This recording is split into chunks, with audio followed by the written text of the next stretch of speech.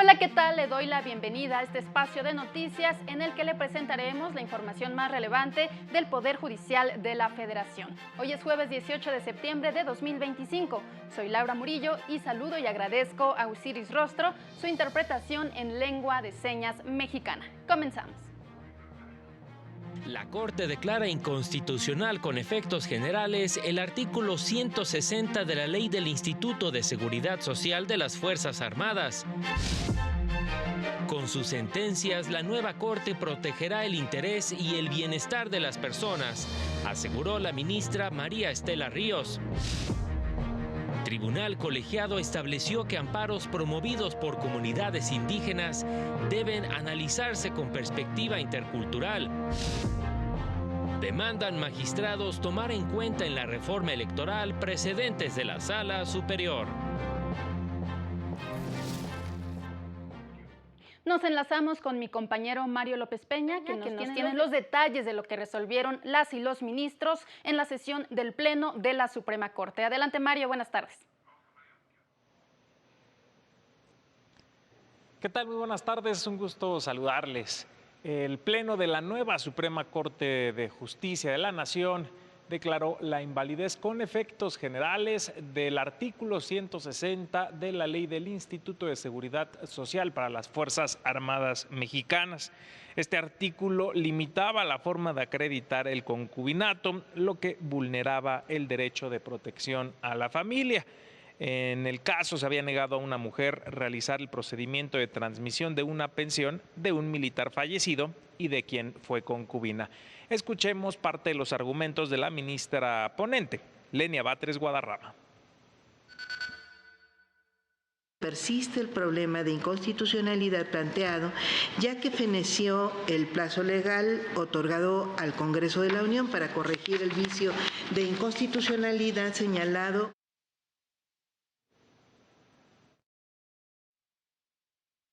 Controversias constitucionales, el Pleno de Ministras y Ministros invalidó disposiciones de leyes de ingresos de municipios de Zacatecas y Chihuahua que establecían cobros de licencias para construir infraestructura de gasoductos y plantas fotovoltaicas. Prevé un pago por el otorgamiento de permisos para la construcción de proyectos de infraestructura de gasoductos, lo cual se relaciona directamente con las actividades de exploración, extracción, transporte, almacenamiento y distribución de hidrocarburos que corresponden exclusivamente a la Federación.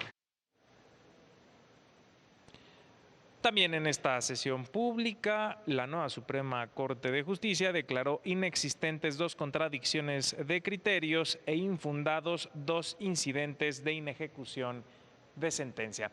Es el reporte que les tenemos de lo sucedido en la sesión pública de la nueva Suprema Corte de Justicia. Muchas gracias, Mario, y por supuesto los detalles ampliados en el noticiario nocturno. En más temas, si bien es trabajo de la Suprema Corte de Justicia de la Nación en esta nueva época garantizar una justicia expedita y el disfrute de los derechos para todas las personas, un verdadero cambio en el sistema de justicia se logrará con el tiempo y con el apoyo de toda la sociedad, señaló la ministra María Estela Ríos González. Es un luchar constante y permanentemente. Y en ese sentido, llevas razón cuando dices, el pueblo ahora va a estar vigilante y qué bueno que lo esté.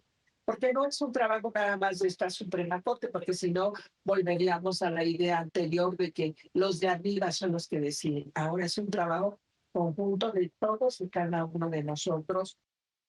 En entrevista para el medio digital Sin Censura TV, indicó que asume su rol en el Pleno de la Suprema Corte como parte de una nueva forma de impartir justicia en la que por encima de todo se encuentra el interés y el bienestar de las personas. Y uno de mis propósitos es, tenemos que ser innovadores, tenemos que crear un nuevo derecho y tenemos que hacer una nueva visión de la justicia. No es fácil, no es sencillo, pero creo que vamos en buen camino. Y el 20º Tribunal Colegiado en Materia Administrativa del Primer Circuito determinó que en el análisis de procedencia de la suspensión definitiva contra actos que afecten los derechos individuales o colectivos de las personas, comunidades o pueblos indígenas, debe aplicarse un enfoque intercultural, cautelar, no integracionista, que dé cuenta de sus características específicas, para incorporar sus diferencias al análisis ponderado que exige la ley de amparo, con el fin de emitir un pronunciamiento que, sin afectar otros derechos, reconcilie su valor, proteja su identidad e impulse la diversidad cultural. Precisó que el artículo 2 constitucional reconoce la composición multicultural del país y resguarda las identidades indígenas. Por lo tanto, al proveer la suspensión definitiva en estos casos, están obligados a adoptar un enfoque que tome en cuenta su territorio, sus sistemas normativos, tradiciones e instituciones económicas, políticas, sociales y jurídicas. Todo ello en un ámbito de protección extendido y ponderando los elementos del caso a partir de una aproximación cultural para proteger su identidad y su proyecto de vida, así como el ejercicio de los derechos que reclaman, por lo que la suspensión debe tener en cuenta los efectos que se pretende alcanzar sin afectar derechos de terceros. Y el Protocolo de Montreal, del cual México forma parte, ha permitido revertir parcialmente el daño a la capa de ozono. Desde 1987, México forma parte del Protocolo de Montreal, un tratado internacional que busca proteger la capa de ozono mediante el control y la eliminación gradual de las emisiones de sustancias que la dañan, explicó la Unidad General de Conocimiento Científico y Derechos Humanos de la Suprema Corte. Este instrumento internacional establece que todas las acciones y decisiones deben sustentarse en los avances científicos, lo que permite ajustar las medidas conforme se obtienen nuevos conocimientos. El estudio de la capa de ozono comenzó en la década de los 70, lo que impulsó medidas para su protección, tales como el Convenio de Viena, antecedente del Protocolo de Montreal, que surgió ante el conocimiento científico inicial sobre los contaminantes que la afectaban y resaltó la necesidad de profundizar en su investigación. El químico mexicano Mario Molina fue uno de los primeros en estudiar el impacto de ciertas sustancias sobre la capa de ozono. Su trabajo, que le valió el Premio Nobel en 1995, fue clave para las decisiones internacionales sobre su protección. El Protocolo de Montreal es considerado uno de los tratados ambientales más exitosos, ya que ha permitido revertir parcialmente el daño a la capa de ozono. Hasta la fecha, sigue vigente y en actualización, además de que ha generado herramientas como el Manual del Protocolo de Montreal, del cual se han publicado diversas versiones. Para el canal del Poder Judicial de la Federación, Jesús Daza. Y la capacidad económica del deudor alimentario no se considera al liquidar las pensiones alimenticias vencidas, pues el objetivo es hacer efectivo el cumplimiento de esta obligación, determinó el segundo Tribunal Colegiado en Materia Civil del Segundo Circuito. Lo anterior al analizar el caso de una mujer que, en representación de sus hijos, durante un juicio familiar, promovió un incidente de liquidación de pensiones alimenticias caídas y no pagadas. La madre solicitó el cumplimiento de la pensión pactada por las partes en un convenio, por lo que el juez familiar dictó una resolución en la que determinó el monto a pagar. Sin embargo, el deudor alimentario inconforme impugnó la resolución alegando insolvencia económica. El tribunal colegiado indicó que no es posible que en el incidente de liquidación se pretenda revalorar la proporcionalidad de la pensión, pues ello implicaría alterar los términos de una obligación ya exigible. Además, actuar de ese modo vulneraría los principios de congruencia e invariabilidad. El 20º Tribunal Colegiado en Materia Administrativa del Primer Circuito determinó que en contextos de interseccionalidad, la violencia digital puede generar riesgos graves a la vida e integridad de las personas cuando replica discursos homófobos, de odio, sexista, apologista a la comisión de delitos o que incitan a la violencia, ya que puede desencadenar agresiones físicas que pongan en riesgo la vida, la integridad o la dignidad, dada la escalabilidad, el anonimato y la impunidad que puede propiciar el uso de las redes sociales para fomentarla y materializarla. Si bien la violencia digital es una forma de silenciar, excluir y desprestigiar, que por sí misma es nociva y debe erradicarse, ya que genera desigualdad, promueve estereotipos y discriminación, ello no implica que siempre pueda motivar el otorgamiento de la suspensión de plano en el amparo, porque no cualquier tipo de violencia digital puede afectar los bienes jurídicos o los derechos humanos que se busca preservar. Sin embargo, en contextos de interseccionalidad, el daño que provoca a los diferentes tipos de violencia digital es sinérgico y de crecimiento no lineal, y el grado de afectación aumenta exponencialmente en función de las características personales de quien lo resiente, lo que puede provocar riesgos a la vida, a la integridad personal o emocional. Vamos a una pausa y continuamos con la información. Al regresar, proponen analizar en Parlamento abierto iniciativa presidencial de reformas a la ley de amparo.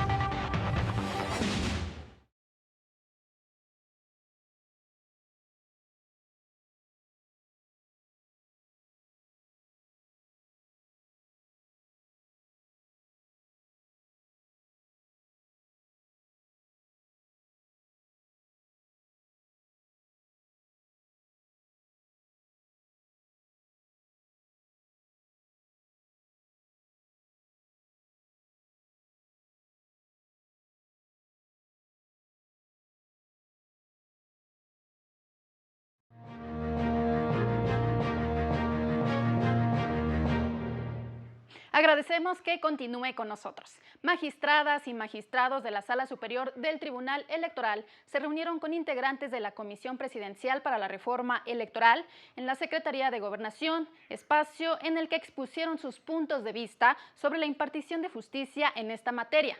La magistrada presidente Mónica Aralí Soto Fregoso indicó que esta reforma es una oportunidad para mejorar el sistema electoral, fortalecer la democracia y los derechos de la ciudadanía. Se habló en general de los retos que presentó esta reforma. Ese fue uno de los grandes retos que tuvimos. Los tiempos también, no solo para resolver, sino también para impugnar de las personas que se sentían de alguna manera vulneradas en sus derechos a participar. Entonces, todo esto me parece que dará una oportunidad de poderlo plasmar y ponerlo a consideración, por supuesto, primero de la Comisión para la Reforma y después de los órganos legislativos. Detalló que habrá diversas mesas de trabajo en las que el Tribunal Electoral será un actor importante para construir una propuesta integral de la reforma. Por su parte, el magistrado Felipe de la Mata Pizaña señaló que se abordaron diversos temas relacionados con la innovación tecnológica y la inclusión de grupos históricamente excluidos en los procesos democráticos. También temas procesales, ¿sabe? Nuestra ley adjetiva es vieja, es vetusta, es mala, ya tiene que establecerse, por ejemplo, un sistema de medios de impugnación en materia electrónica, tiene que poderse presentar de forma eficaz los medios de impugnación e incluso repensarse los plazos de presentación.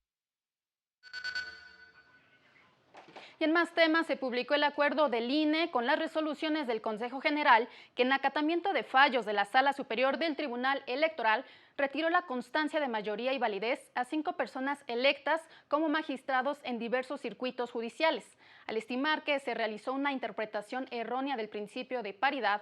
Por estas razones, revocó el triunfo de 5 personas como magistrados de circuito en diversas materias y se reconoció el triunfo de 5 mujeres como magistradas de circuito. En consecuencia, el INE reconoció el triunfo de 5 mujeres, una vez que revisó que cumplían con los requisitos de elegibilidad.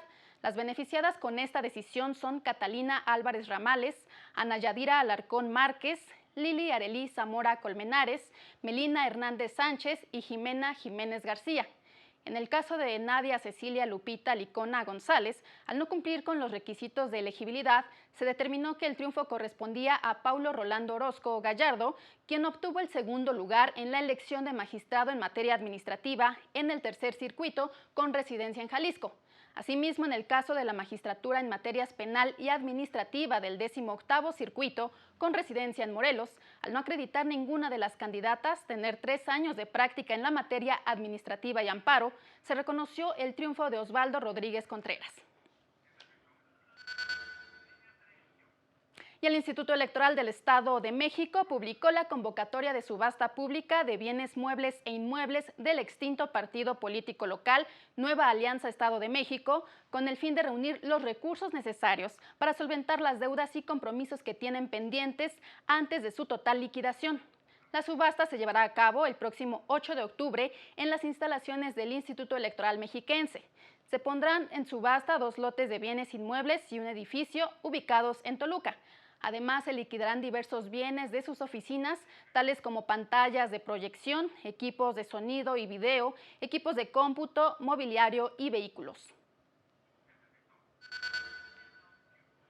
El Senado de la República turnó a comisiones la iniciativa presidencial con reformas a la Ley de Amparo, al Código Fiscal de la Federación y a la Ley Orgánica del Tribunal Federal de Justicia Administrativa. El presidente de la Comisión de Justicia, Javier Corral, indicó que propondrá que la iniciativa se analice en Parlamento abierto al incluir modificaciones a la ley que regula el principal medio de defensa de los derechos del ciudadano y contra abusos de autoridad. En lo que respecta a la ley de amparo, propone modificar lo relacionado con la forma de interpretar el interés legítimo. Permite que las promociones se realicen de manera electrónica o impresa. Además, exenta de prestar las garantías que en la ley se exige a las partes, a las personas morales oficiales, los organismos descentralizados, las empresas públicas del Estado, las empresas de participación estatal mayoritaria y las instituciones de crédito, entre otros.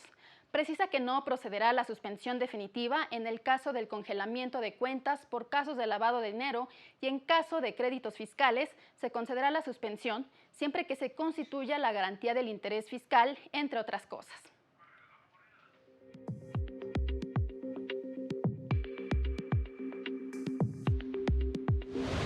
Hasta el momento, 7 personas juzgadoras y magistraturas electas en Tamaulipas han presentado su renuncia al cargo ante el Congreso del Estado, previo a la toma de protesta programada para el 30 de septiembre. Será el propio Congreso el que designe a quienes cubrirán las vacantes.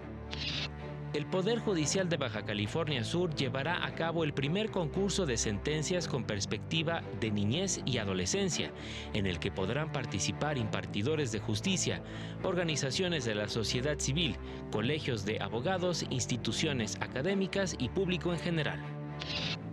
El Pleno del Tribunal Superior de Justicia de Zacatecas tomó protesta a 36 nuevas juezas y jueces de primera instancia en todos los distritos judiciales, a quienes se exhortó a ejercer su función con imparcialidad, profesionalismo y sensibilidad. El magistrado presidente del Poder Judicial del Estado de México, Héctor Macedo García, anunció que impulsará una reforma al Código Penal Estatal, con el objetivo de que únicamente los delitos de alto impacto sean atendidos por la Fiscalía General de Justicia del Estado. Y fíjese usted que 5 de cada 10 personas consumieron alcohol durante la pandemia de COVID-19. La mayoría de estas eran mujeres, reveló la investigadora de la UNAM, Claudia Ivette Jean Cortés, durante el 9º ciclo Una mirada desde la psicología.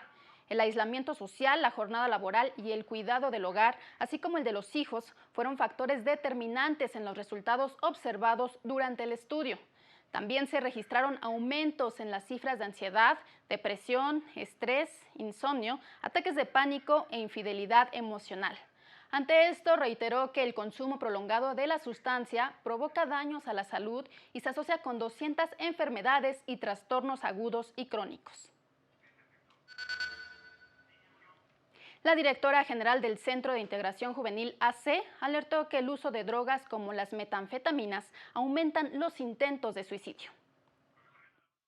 El uso de sustancias, principalmente metanfetaminas y fentanilo, incrementan los intentos de suicidio en los jóvenes, aseguró la directora del Centro de Integración Juvenil, Carmen Fernández Cáceres.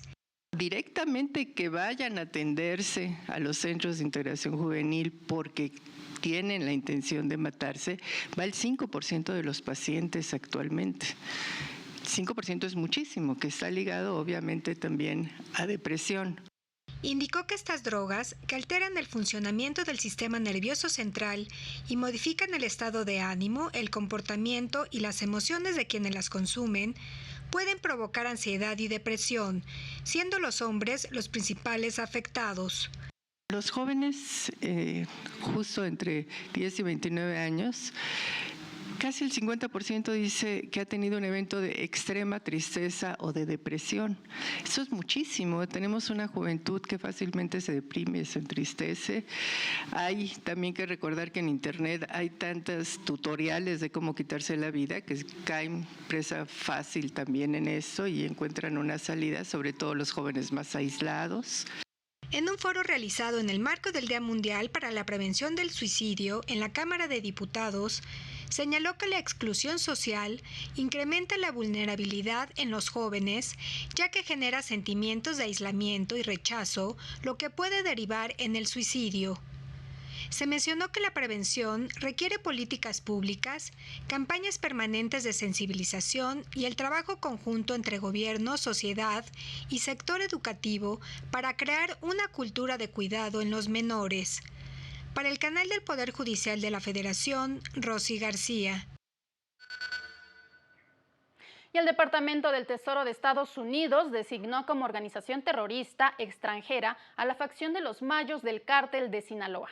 A través de la Oficina de Control de Activos Extranjeros, anunció sanciones por producir, traficar fentanilo y diversas drogas, así como de estar involucrados en extorsiones, lavado de dinero, secuestros y corrupción. También designó a 5 personas y 15 empresas en México relacionadas con una de las redes regionales de los Mayos que operan al sur de la frontera de Estados Unidos. Dichas medidas se producen en el marco de la visita del subsecretario del Tesoro para el Terrorismo e Inteligencia Financiera, John Hurley, a México. Como parte de las sanciones, se bloquearán sus bienes y activos en territorio americano, además de prohibirse las transacciones con ellos. Derivado de estas medidas, la Unidad de Inteligencia Financiera de la Secretaría de Hacienda realizó el bloqueo administrativo de 7 personas físicas y 15 morales, identificadas por el Departamento del Tesoro como presuntos integrantes de una célula delictiva dedicada al lavado de dinero. Entre estas personas se encuentra Hilda Araceli Brown Figueredo, exalcaldesa de Rosarito, Baja California, y actual diputada federal por Morena. La UIF indicó que analizará la información financiera de las personas señaladas y en caso de identificar posibles actividades ilícitas, dará vista inmediata a la Fiscalía General de la República. La relatora especial de Naciones Unidas para la Independencia de Juzgadores y Abogados, Margaret Satterwhite, expresó su preocupación por el arresto y procesamiento de los líderes indígenas Luis Pacheco Gutiérrez y Héctor Chachan Bats del pueblo Milla Quiché en Guatemala. Indicó que ambos permanecen en detención preventiva bajo cargos de terrorismo relacionados con su papel en protestas pacíficas para defender la democracia y los derechos colectivos indígenas ante amenazas al proceso electoral. El Ministerio Público los acusó de terrorismo, sedición y obstrucción de la justicia, entre otros cargos graves. Advirtió que estas son acusaciones sumamente preocupantes, pues las leyes contra el terrorismo no deben ser utilizadas como armas para silenciar la disidencia o reprimir la expresión y asociación pacíficas. Se llevó a cabo un encuentro en la UNAM para visibilizar el papel de las mujeres indígenas en la comunicación, la preservación de las lenguas originarias y la defensa de sus derechos. Con el objetivo de que las voces de las mujeres indígenas sigan reforestando corazones y descolonizando mentes para ganar espacios de reflexión e intercambio de conocimientos, el Programa Universitario de Estudios de la Diversidad Cultural y la Interculturalidad de la UNAM llevó a cabo un encuentro. Enfrentamos una serie pues, de violencias estructurales, ¿no? El colonialismo derivado en racismo, sexismo, criminalización y subvaloración de nuestros saberes en muchos espacios académicos, políticos, mediáticos. A menudo, cuando logramos acceder a esos espacios, a muchas mujeres indígenas se nos pide hablar desde la victimización y no desde la potencia de nuestras propuestas políticas y de nuestros haceres. Su objetivo, visibilizar visibilizar el papel fundamental y liderazgo de las mujeres indígenas en el ámbito de la comunicación, la preservación de las lenguas indígenas y la defensa de sus derechos. Sanar, sobre dejar de victimizarnos, porque el drama y el victimismo en los pueblos en este siglo creo que es algo que ya debemos dejar atrás para poder transitar a algo diferente y sobre todo pensando en lo que queremos dejarle a las nuevas generaciones. Señalaron que es necesario identificar las violencias estructurales y fortalecer el quehacer colectivo para acercar los sistemas normativos de las comunidades indígenas. Para el canal del Poder Judicial de la Federación, Citlali Pérez. El 76% de las y los trabajadores en México experimentan desigualdad salarial en puestos iguales con las mismas funciones y responsabilidades, situación que además de afectar la confianza de las personas, puede provocar rotación y desmotivación. De acuerdo con la OCC, la principal plataforma en línea para la búsqueda de empleo, 60% de trabajadores ha vivido esta situación y 4% refirió no saber si experimentó un caso de discriminación. El sondeo realizado en el marco del Día Internacional de la Igualdad Salarial, que se conmemora este 18 de septiembre, evidenció que hablar de salarios es un tema sensible en los centros de trabajo. 50% reconoció haber preguntado solo con compañeros de confianza y 37% nunca habla de ello por considerarlo delicado. 3 de cada 10 estudiantes en México enfrentan algún nivel de escasez de profesores, especialmente en educación básica, primaria y secundaria. De acuerdo con un reporte de la Organización para la Cooperación y el Desarrollo Económicos, 8.7% tiene el nivel más alto de falta de personal docente y el 22.1% representa una escasez significativa o media. Ello se refleja en una tasa de docentes por cada estudiante inferior al número recomendado, principalmente en comunidades vulnerables. La OCDE recomienda un promedio de 14 estudiantes por docente. En México es de 24 estudiantes. Tenemos menos profesores de los necesarios, señala la OCDE. Reduce las oportunidades de aprendizaje efectivo. Aunado a ello, México se ubica entre los países que menos invierten por alumno. Ocupa el lugar 40 de 41 países con $4.066 por estudiante, mientras que países como Luxemburgo destinan hasta $31.439. Así llegamos al final de este espacio de noticias. Agradecemos que nos haya acompañado y lo invitamos a continuar en el canal del Poder Judicial de la Federación. Que tenga una excelente tarde y hasta pronto.